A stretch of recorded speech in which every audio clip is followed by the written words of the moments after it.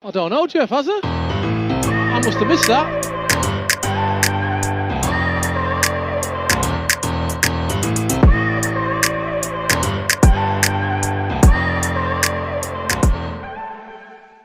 Yeah. Well, we're going to move over to the Champions League winning side in Chelsea. And we've just heard news that we're recording this on Saturday night when Lukaku got announced. Yeah. And to be honest, until this morning, or maybe yesterday, there wasn't much about him going to Chelsea.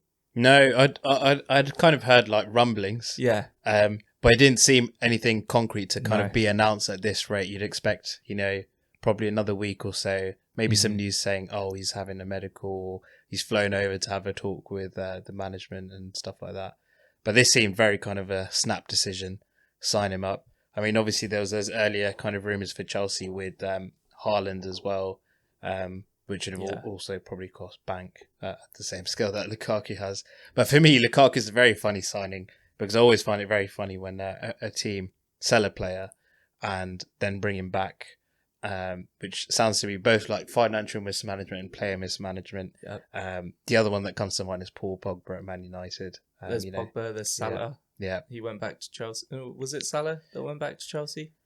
Well, Salah came to Chelsea from... No, I'm thinking of De Bruyne. Oh, yeah, De Bruyne was the big one. Yeah. I remember players like Schürrle as well. Yeah. They were highly rated and then just didn't live up to their expectations. And then Lukaku was another big one, obviously performed really well at places like Everton. And then I'll give Chelsea a little bit of benefit of doubt in this case, because obviously when he was at Man United, he didn't do too well there, I think, as well. No. I think he kind of really reshaped himself at Inter Milan. I think he matured into the striker he is. I mean, I don't know how he will fare in the Premier League, but he's scored a lot of goals in the Premier League already. Yeah, exactly. And so, the recent glimpses we saw at the Euros where he was quite central, and he got his name on the score sheet quite often as well. Yeah. It's probably good news for Chelsea, and seeing him recreate that performance for Chelsea will be quite important. Obviously, Thomas Tuchel as a manager is doing a good job, but I still think he's got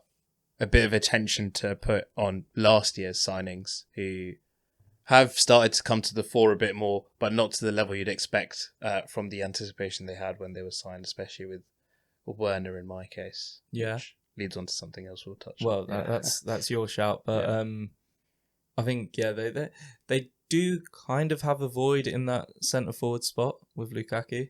Obviously Giroud has left. Yeah.